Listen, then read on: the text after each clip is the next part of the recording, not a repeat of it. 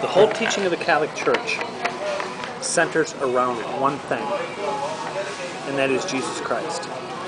And Jesus Christ present, the hot core center of the Catholic faith, everything evolves around that, is the Eucharist.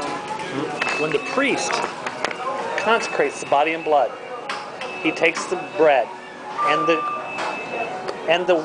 chalice with the wine in it, says, "This is my body, which is given to you." Catholics believe that becomes his body, blood, soul, and divinity. We believe that it becomes his flesh, the living Christ. Does that make sense? In essence,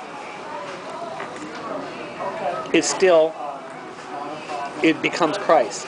In substance, it still looks like bread. Does that make sense? But it is truly the body and blood of Jesus Christ. And in John chapter 6, read John chapter 6, says, "Unless you eat my flesh and drink my blood, you have no life." And he makes this mandatory. To the point that many of these people says, how can this man give us his flesh and blood and his blood to drink? And Jesus knows, and he hears her murmuring or arguing. He's like, is this saying hard? And it says, amen, I say to you, unless you eat the flesh of man and drink his blood, you will have no life. You will have no life. You will have no life. And at that at that point, many of the Jews left to never follow him again. In other words, if saying was an option, Jesus didn't stop and say, hey, this is a symbol of my body, this is a symbol of my blood. We believe that it becomes the body and blood of Jesus Christ. All the other sacraments hinge around it. Does that make sense? And adoration, and when that priest takes simple bread and wine and consecrate it, we believe that it becomes the body and blood of Jesus Christ. And there's many people that have strengthened their faith. And this is a habit you should try to get into. And it seems like a habit that you could easily do because you seem on fire for your faith. You want to know Christ as well as you can. Is you should take some time once a week and set aside 1 hour and sit in front of the Eucharist exposed. Eucharist? You sit in front of the communion? In front of the communion exposed. What do you mean by that? They take a host that's been consecrated and they put it in a monstrance. And people sit there because that is the body and blood of Jesus Christ. You're talking about that extra room by the over here? In the tabernacle. In a tabernacle. That little thing that yes, closes? but after Mass on Friday mornings, at 8 o'clock they have Mass on Friday mornings. After Mass, Father will put the Eucharist out for 1 hour for people to adore it.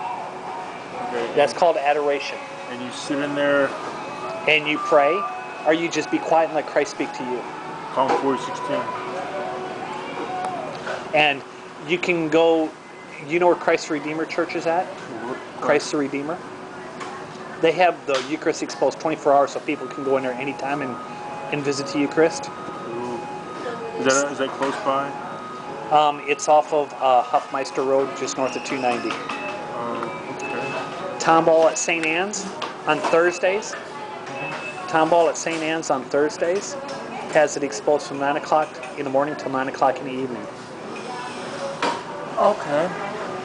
That's good to know that. At 9 o'clock. And you know what? It would just be good because then you get to know. It's very humbling. And if Very what? Very humbling. Because I'm going to tell you something. I'm going to give you the views of God. Muslims and Jews have this vision of God that he's someone distant, someone they don't know very well, and someone that they fear. And fear only. Right? And in the scriptures, Jesus Christ talks about being the bridegroom, and we're the bride. We're the adulterous bride at that, because we're sinful, right? And so, in the Muslims, right, they teach them to fear God, or God will destroy them, and they should destroy anybody that doesn't fear God, correct? That's similar to a